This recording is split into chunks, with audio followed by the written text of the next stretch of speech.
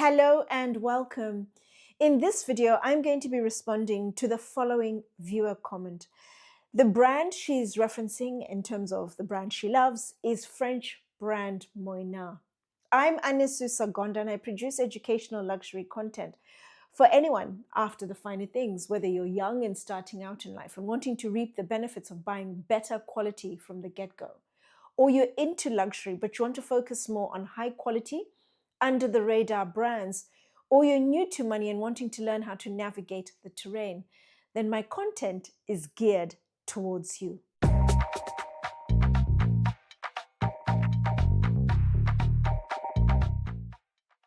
I have spoken about Moynat in 3 separate videos in the last 18 months.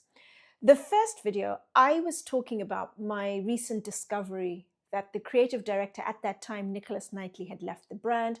I had started to notice a difference in the new batch of bags coming out in terms of the leather was different, the details, the edge coating, the stitching was not being executed to the same high standard as before.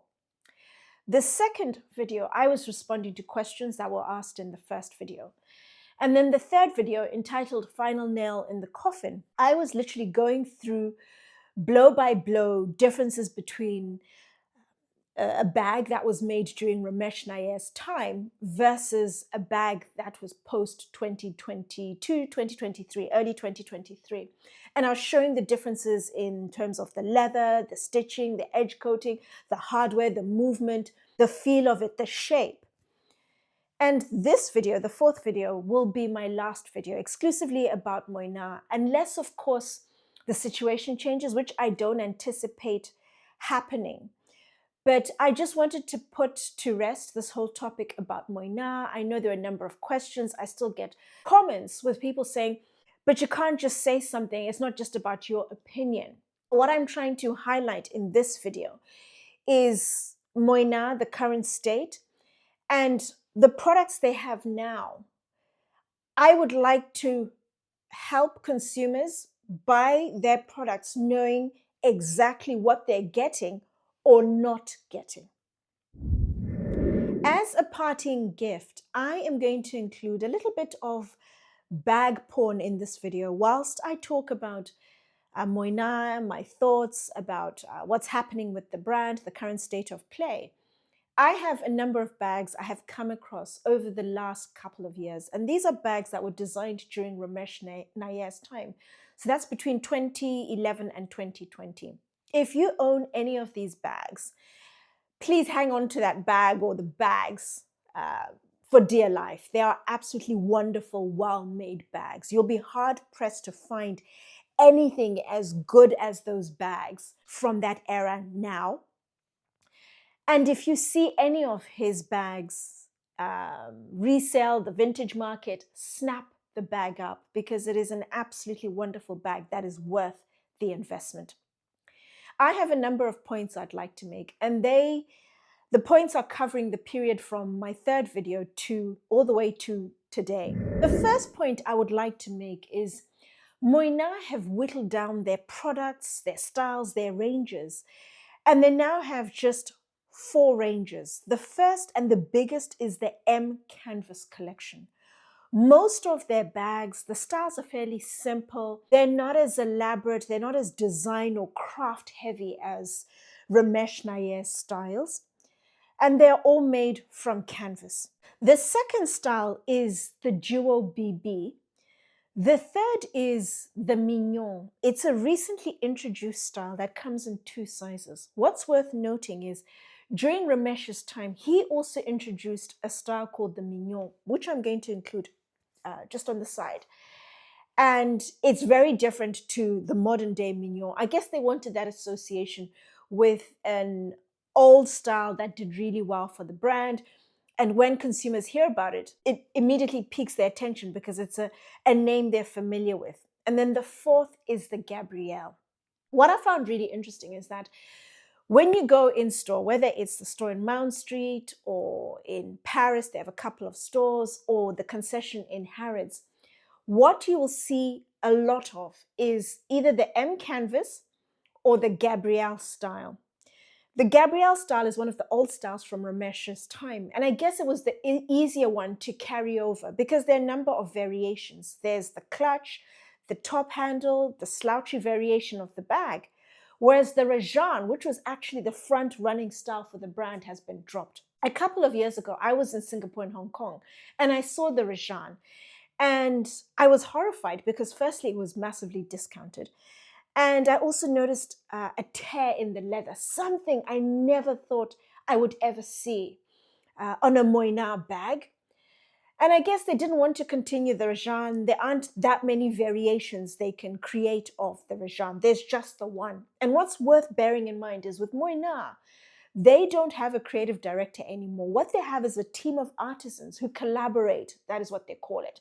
And they work on the bag. So what they have is a simplified template of the styles, whether it's the Rajan or the Gabrielle. They now have obviously disbanded the Rajan, but they have a simplified template that they just copy and they just craft the bags. It's been simplified. It's not as craft or as detail heavy as when Ramesh was still with the brand, but it's a template they replicate, and it's just a team of artisans, and there isn't somebody who's actually the front running person who then comes in with creative input. And so what we're seeing with the Gabrielle is it has 4 style variations, so they can afford to change the material and it looks like they've done something different. I've seen it in denim, in canvas, obviously have it in exotic leather. I've seen it in patent leather, and recently I've seen it in a quilted design. I mean, they're trying absolutely every variation. I've even seen it in a 2-tone option. So they have options to keep bringing it back as something different, to give consumers the impression that they're adding to it, all is well, when it couldn't really be further from the truth. The second point I would like to make is everything about Moynat is heavily controlled and overly micromanaged. Absolutely nothing is left to chance by the brand. About 18 to 24 months ago, they got rid of their e-commerce. Poof, one day just vanished. No warning, nothing. And I also noticed soon after, discount websites like, for example, 24S that used to sell Moynat, they phased out their bags. You cannot buy their bags anywhere online at all. The only way you can buy a Moynat bag is either going directly in store, or if you have a relationship with one of their sales associates, and you typically will have exchanged WhatsApp numbers, then they are able to stay in touch and you can ask questions. They can send through a payment link, for example. And they also have a WhatsApp service on their website. So depending on your home country, they will link you to an appropriate sales associate. What's left on their website now is just incredibly glossy pictures. Pictures of collaborations with artists, campaigns with celebrities, limited edition pieces, for example. You see a lot of the M canvas collection that's aligned with the Labubu trend. But when you click on the tabs talking specifically about the different ranges, there's either very little or absolutely no information about the products, which forces you to either go in store or establish a connection with a sales associate.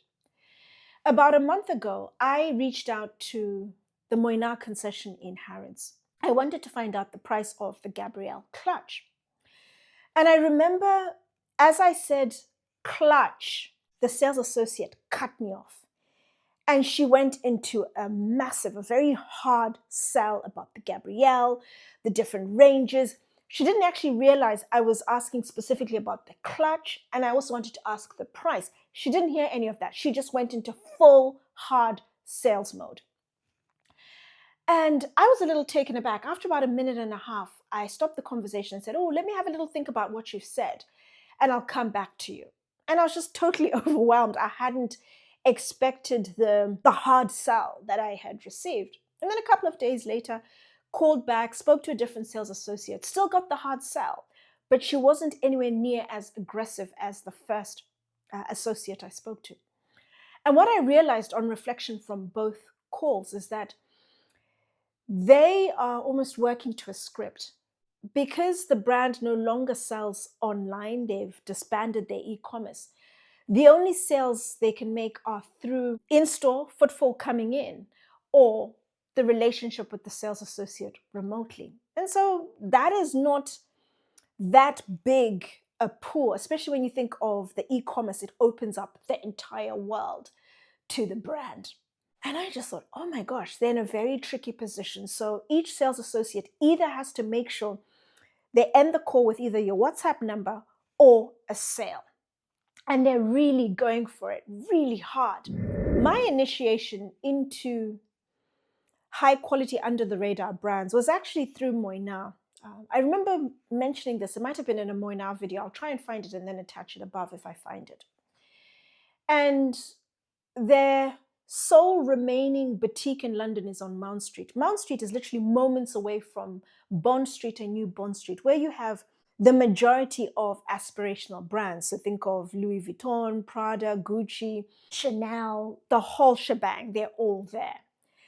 And I used to remember seeing the aspirational products and then going to Moynat and seeing a very different product. I could tell the leather was different. It looked better. The details, the stitching, it was just a very different product to the aspirational brands.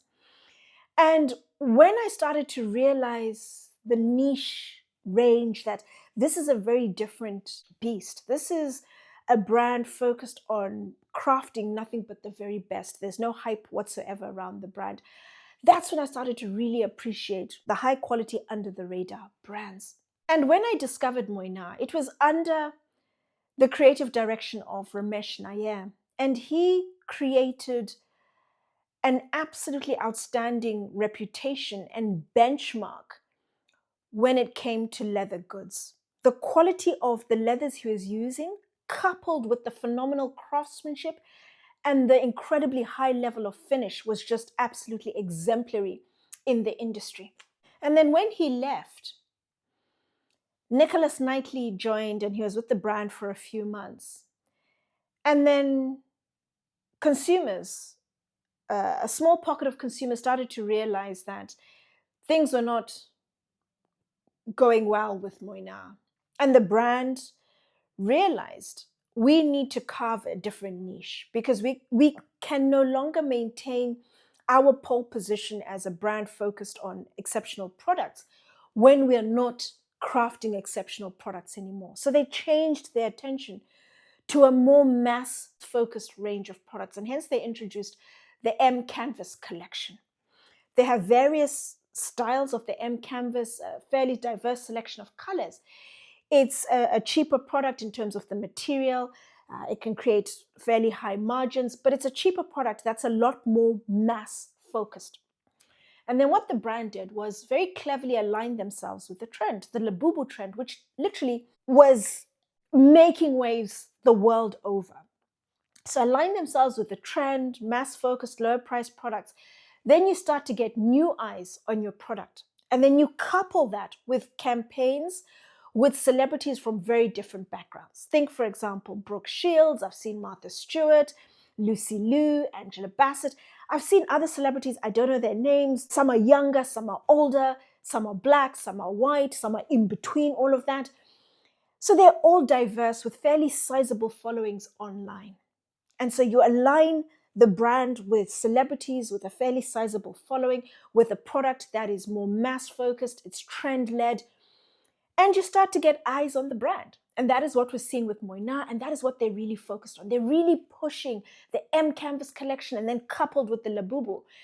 And I remember seeing the Labubu part of Mignon, and they told me it's 7,700. I was stunned. I thought, 7,700 for what? Knowing the leather quality is not the same, the level of finish, the detail.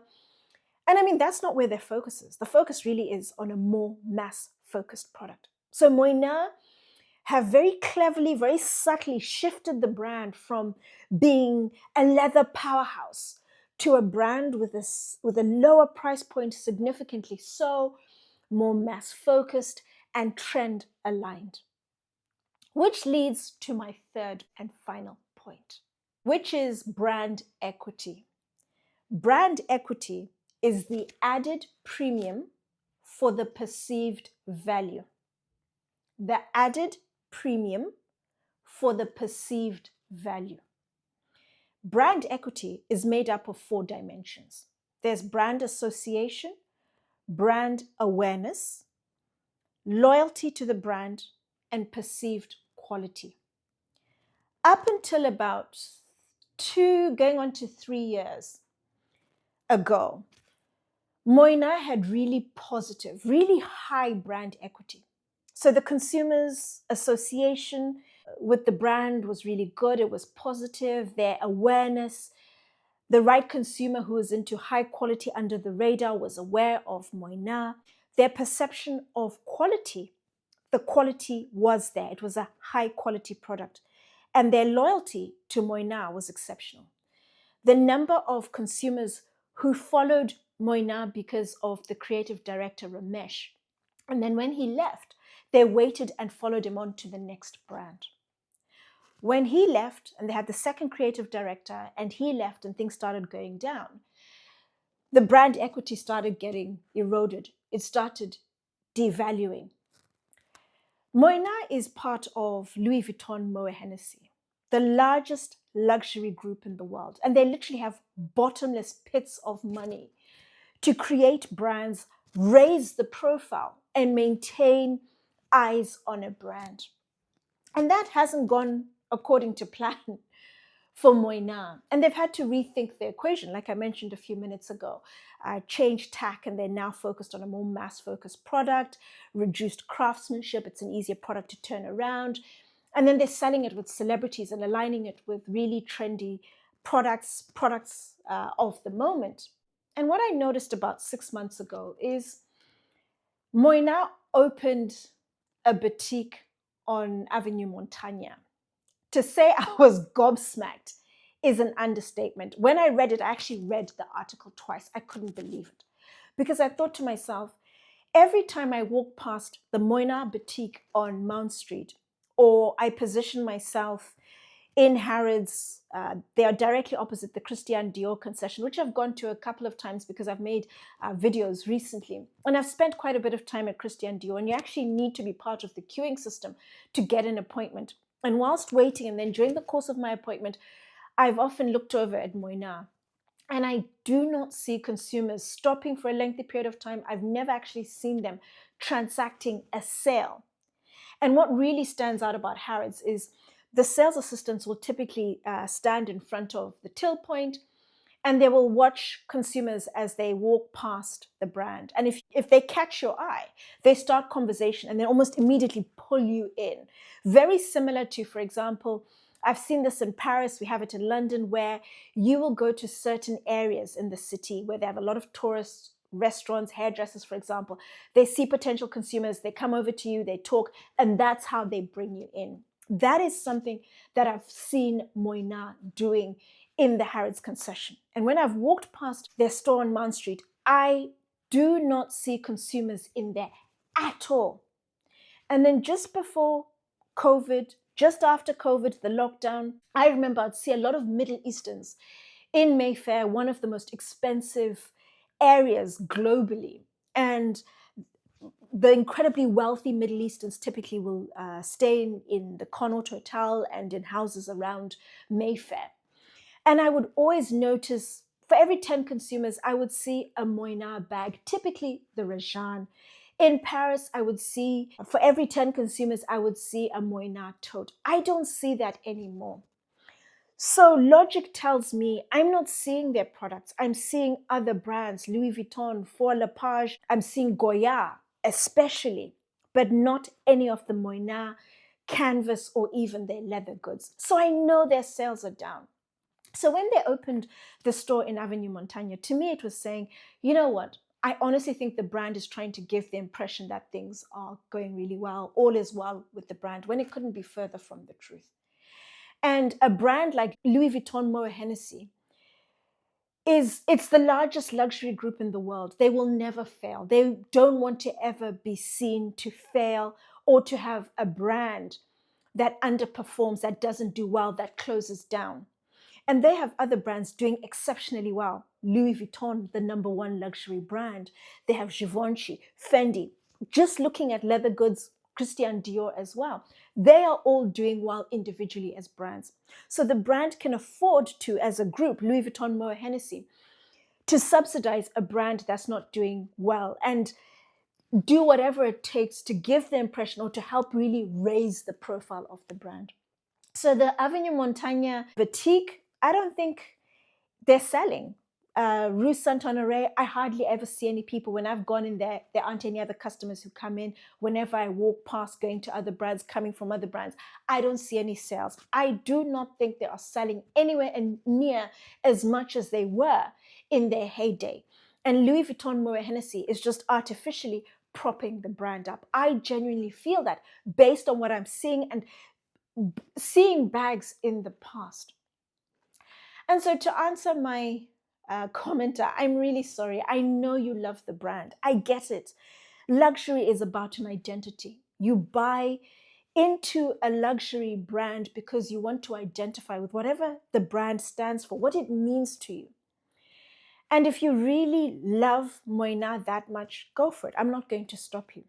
But what I would like to say is buy knowing that the current products that they have, particularly the leather bags, the Mignon, the Gabrielle, for example, the Duo BB, the quality of the leathers, the craftsmanship, and the finish of the bags is not the same as what was set by Ramesh Nair. It is now reduced, and I've shown it in the third video where I spoke about Moynat, final nail in the coffin. That still stands. That's not going to change.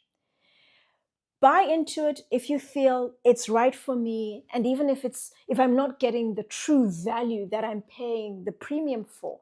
The Le Boubou Mignon, £7,700, it's not worth it because you're not getting the same high quality product.